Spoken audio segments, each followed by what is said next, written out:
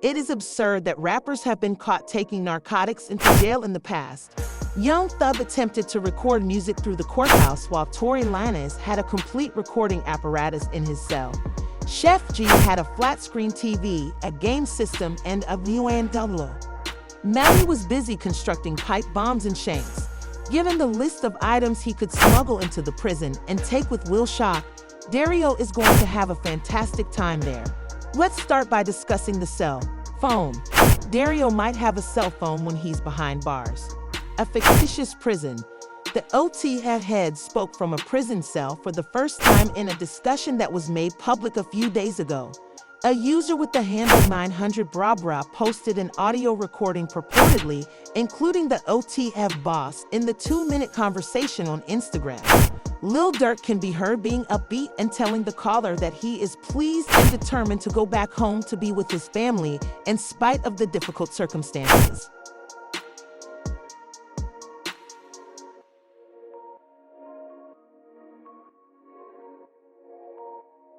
Additionally responded to a rumor that has been circulating on social media. The rapper fiercely refutes the allegation that he is in protective custody in the recording, claiming that he is treated the same as other prisoners and is not given any preferential treatment. There were differing opinions on this assertion. Some believed it demonstrated his tenacity. The post caption read, "Just got off the phone with my brother Lil Durk. He's in good spirits, staying positive, and fighting to get back home to his kids and family." However, it's an understatement to say that we're more than just street guys, even though some people were still doubting the call's legitimacy. We are honor and code men regardless of our financial situation. Even though Lil Durk has connections to the OTF label, as seen by his Instagram post featuring Book S600 and collaborations with OTF artists like Bonnie Mo, his relationship with 900brabra is still unclear. However, the lack of official confirmation creates concerns as the public continues to doubt the audio's authenticity. However, he is not the first rapper to use a cell phone while incarcerated.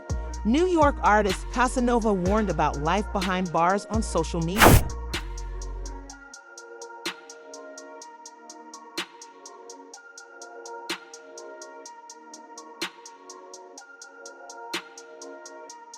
Because he thought he would die in prison, the rapper once cautioned young people against going there. "I hope you're young and funny," he said. Teddy K was another rapper discovered using a cell phone while incarcerated. The caption read, "You might die here, but always remember what's gangster, because this jail isn't gangster at all." Teddy K was reportedly kept in solitary confinement for 23 hours every day. On July 25, TK's legal situation changed when sheriff's investigators found a cell phone concealed in his underwear. The situation is considerably more troublesome. When confronted, prison officials reacted immediately. TK allegedly attempted to destroy the phone, which led to a brawl. It soon got out of hand, attracting the attention of the authorities and resulting in a new charge against him. According to court documents, Take was accused of possessing a prohibited item in a detention facility, which is a third-degree felony. Even though he hasn't been discovered in possession of a cell phone, billionaire rapper Durkio might be concealing additional illicit stuff in it. The irony is that Lil Durk and Chef G have a lot in common. The OTF commander allegedly provided his gang members with money and lucrative recording deals in Lil Durk's indictment. In return for their musical performances, and Chef G was tasked with providing his friends with expensive meals. To have an idea of what it might be, we need to look at the other rappers who have served time in prison. PlayStation. Durk might have a whole game console in his cell. In a well-planned operation on May 16th, the IPD targeted the innocent members of a renowned gang, including 2 well-known rappers, Chef G and Sleepy Hallow. Even though these rappers' tracks had received millions of views, their entire worlds were turned upside down when law enforcement caught them in a netcast. The operation was the outcome of continuous intelligence collection and surveillance, centered on the 9-Way Gang and the 8-Tray Gang, which had long loomed over the Crown Heights and Flatbush communities. The scope of the gang was exposed by the indictment, which included an astounding 140 charges against 32 people in a string of horrific killings. A murder that was cruelly caught on film, and at least 12 gunshots were among the serious allegations the gang was facing. The team led by Chef G was tasked with planning, coordinating, and carrying out disruptive events that shook the neighborhood. The gang had spread from Brooklyn to Manhattan and even as far afield as New Jersey. Eric Gonzalez, the district attorney for Brooklyn, disclosed that Chef G's music revenue reportedly financed the gang's activities. The rapper allegedly urged gang members to commit violent crimes by using his wealth to finance additional gang activity. One violent event that attracted our notice was the egregious boldness of a mass shooting in Brooklyn. According to reports, the suspects arrived in a vehicle and released a flurry of gunfire from members of a rival gang. One person was killed and 5 others were injured in the resulting chaos, while bystanders fled in terror. After the massacre, a horrifying festivity of violence was revealed. Dal Gonzalez claims that while Chef G was having fun with game consoles while incarcerated, other rappers were preparing for combat with bombs and shanks. In addition, Chef G is said to have celebrated the shooters' deadly score against their operations by treating them to a lavish steak dinner at a restaurant in Manhattan. Given that YNW Melly was found in possession of some of the most absurd illegal items, shanks, and bombs, Durk may want to copy the rapper's safety precautions while jailed. Finding contraband in Melly's room was like something from a crime movie, and a routine check by jail staff swiftly escalated into a high-stakes operation. On what seemed to be an ordinary day, Broward County jail staff unexpectedly searched the rapper's cell. As they meticulously combed through his belongings, they discovered something very peculiar. Some of the personal items were crafted by hand. In addition to a quantity of prescription drugs, he is in possession of pipe bombs, which is very alarming. Following this startling finding, the facility was immediately placed under lockdown, and a thorough investigation into the possible entry of such hazardous items was carried out. The first reaction of the jail staff was that the rapper, who was already facing serious double homicide charges, had to deal with the possibility of smuggling the contraband after swift and decisive security measures were tightened and an internal investigation was started to determine whether there was any inside assistance. Extra fees associated with the illegal activity. However, during a pre-trial hearing for Melly's double murder case on September 27, 2022, the prosecution disclosed startling facts about the rapper's involvement in additional odd instances. They offered evidence from a confidential source that Melly had conspired to escape from the Broward County Jail. The alleged scheme, which was believed to have started to take shape in April, included Melly's lawyer smuggling in 2 cuff keys to aid the escape. Raven Liberty, Melly's lawyer, vehemently denied the shocking claims of an escape plan. She strongly denied the accusations, saying they were baseless and part of a campaign to discredit her client. She said that Melly was strip-searched before and after every visit, emphasizing the strict security protocols that make it difficult for any contraband, including handcuff keys, to evade detection. The prosecution has also claimed that Liberty has been exploiting her lobbying credentials to allow unrecorded video visits, and that Melly has been making unauthorized calls in addition to the allegations against the escape plan. Bobby Shmurda, whose case is also crazy, was also arrested. Melly is not the only rapper suspected of seeking outside assistance while awaiting trial at Rikers Island in July 2015. There were now new charges of jail contraband against Shmurda.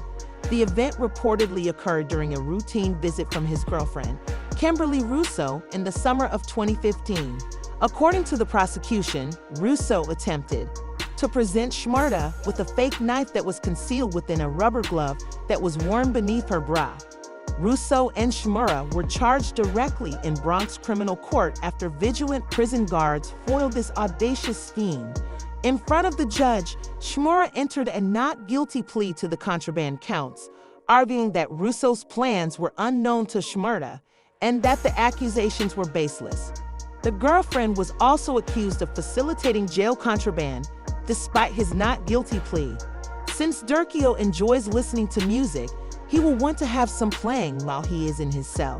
However, he won't be the first rapper to sneak in a music player because Lil Wayne established the standard. The story of the rapper's 2010 arrival at Rikers Island is every bit as spectacular as his 2007 career. Lil Wayne's life changed drastically when he was imprisoned for unlawfully owning a pistol in New York City. After a performance at the Beacon Theater, police discovered a loaded .40 caliber handgun on his tour van. Despite the efforts of his legal team, Wayne entered a guilty plea to the charges in 2009 and was given a one-year term at Rikers Island, a prison that houses some of New York's most seasoned offenders. Even though headphones and an MP3 charger seem innocuous outside of prison, the rapper's possession of them while in custody was determined to be unlawful. It was discovered early on a Tuesday morning, wrapped in an aluminum potato chip bag and hidden in a rubbish can, suggesting that the items were intentionally hidden. Several topics were brought up by the incident, including how a famous prisoner was exposed to the contraband. While convicts at Rikers Island are permitted to purchase headphones and a standard AM/FM radio from the jail canteen, the MP3 charger and headphones discovered in Wayne's possession were prohibited items. Following this protocol violation, prison officials immediately began an investigation because they were keen to ascertain the source of the contraband and the extent of any internal complicity. The situation was further complicated when an MP3 player was found in the cell of another inmate during a subsequent examination of the housing area where Lil Wayne was being held.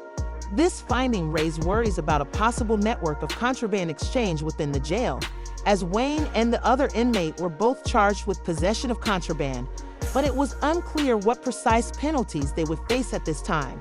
In an effort to stop any further cooperation or exchange of illegal things, Rikers Island officials quickly moved Lil Wayne and the unnamed inmate into separate living sections while the inquiry was ongoing.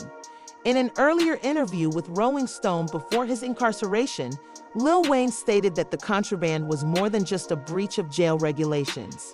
Wayne has already stated that he wants to have an iPod and continue to get beaten when he is in prison. In 2022, Canadian rapper Tory Lanez was found in possession of headphones and an MP3 charger.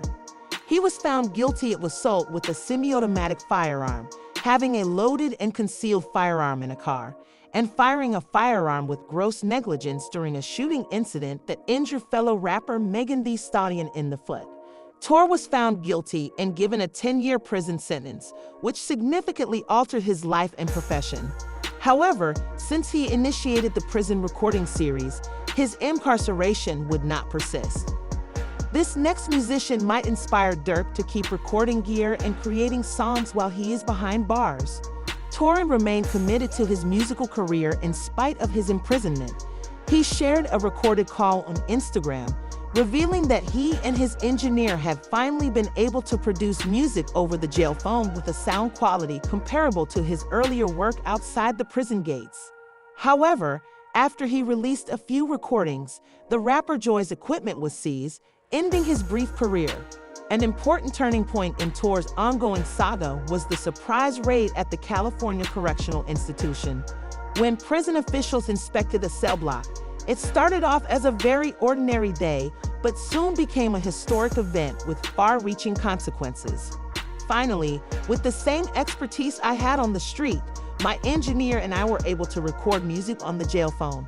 The equipment that had been crucial to Lanz's ability to create music while incarcerated was found and seized by authorities during this search of his cell, ending his jail cassette series and igniting a swirl of rumors and controversy.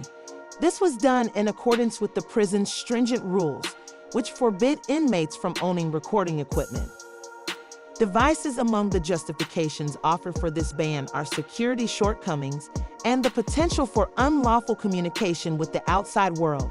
A key member of Lanz's legal team and the CEO of Unite the People, Caesar McDowell, responded quickly to the event. McDowell confirmed that jail officials had already warned Tor's crew about the violation, emphasizing the facility's severe policies on recording devices. Despite these warnings, the removal of the equipment seriously damaged Tor's artistic endeavors and his ability to interact with his fan base. Finally speaking out about the issue, the rapper revealed that prison officials had terminated his project because they knew he was helping other inmates find a path to freedom. But I believe it's critical that my supporters are aware of the reality of this situation. My cell wasn't looted and destroyed because I created the prison tape or learned how to film myself while incarcerated. I was shut down when the higher-ups saw what I was actually accomplishing with the jail videos and how many inmates were receiving life-changing assistance because of them. According to the rapper, he plans to use the money he makes from his initiatives to help convicts with their legal struggles. Although my main strategy has been temporarily suspended by the jail administration, since July I have provided legal representation to 472 detainees and actively reopened 476 cases. In order to provide my fellow prisoners a once-in-a-lifetime chance to be reunited with their families following appeal and resentencing, I am trying to figure out how to record music and use the proceeds to help them hire attorneys. He is using Duro's money and contacts, and it would be shocking to see him imitate towards drug use. Many rappers have been caught taking narcotics. Rapper TTG Fred was arrested in 2022 after attempting to smuggle cocaine into Clayton Jail. He was found, together with 4 other people, carrying cell phones, cigarettes, booze, and drugs to the jail and leaving them behind the security barrier. Fred is not the only rapper discovered in possession of drugs while confined, though, as prison officials busted Blueface smoking meth earlier this year in June. Correctional officials decided to surprise everyone by checking the rapper's cell as part of their daily shower that morning. He was unaware that prison guards were going to invade his cell. Once the rapper was safely out of sight, the officers turned his cell inside out and discovered a startling white powder. They said that after analyzing the powder, they discovered that it was crystal meth that had been unlawfully brought into the jail. Blueface was discovered in possession of meth in his cell, and Young Thug chose to go one step further and conduct a drug sale in court. The hearing was meant to be ordinary, but it was everything but. In a moment that would be highly publicized, his lawyer was present with his co-defendant, KF Adams. Adams allegedly approached Young Thug out of the blue and started exchanging drugs with him, according to the authorities. According to court filings, the behavior was captured on camera, which would have given the already contentious sessions more drama.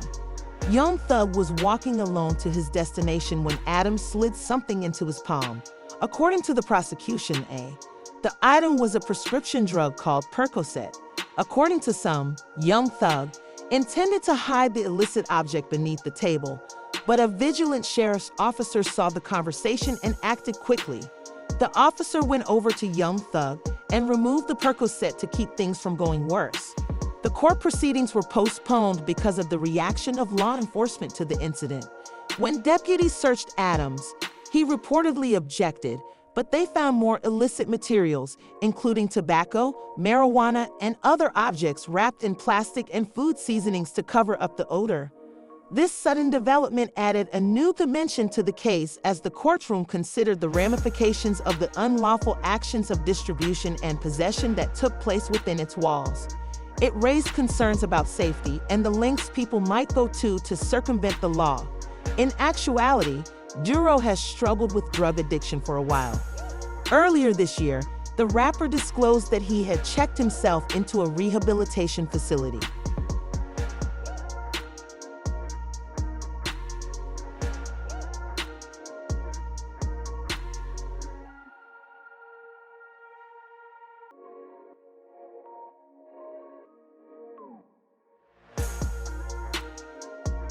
In order to improve as a father and leader, he also disclosed his wish to kick his Xanax and codeine addiction.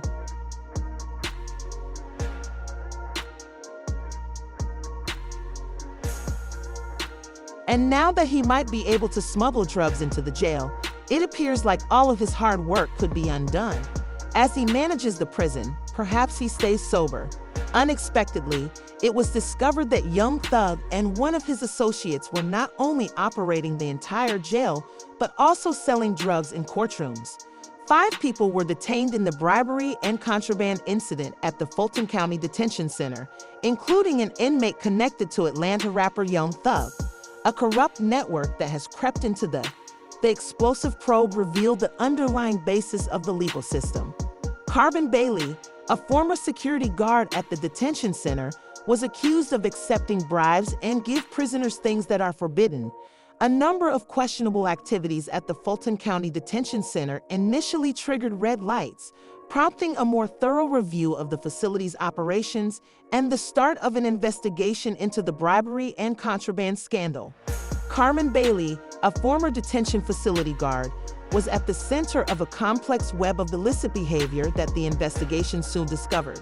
On October 4, 31-year-old former guard Carmen Bailey was arrested on significant accusations, including 2 counts of bribery, 4 counts of violating the oath of office, and 2 counts of obtaining or delivering unconstitutional prisoners. Components her arrest was a major investigative breakthrough that revealed the level of corruption in the correctional facility. During the course of the investigation, Bailey, who had been employed at the location since September 2023, left early this year. The accusations made against Bailey are startling and instructive. She is accused of collecting more than 20 payments totaling $7,000 from the relatives of the prisoners under her supervision. When these payments were purportedly paid in exchange for bringing illicit commodities into the facility, there was a grave breach of security and confidence. There have been complaints about the shortcomings of the prison center and the ease with which this allows corruption to spread. Bailey's ties to the family of Marquavius High, a prisoner who was on trial alongside Atlanta rapper Young Thug in a well-known gang and racketeering case, were among the most noteworthy in this story. The prosecution claims that Young Thug is a member of the YSL organization, which is accountable for several murders.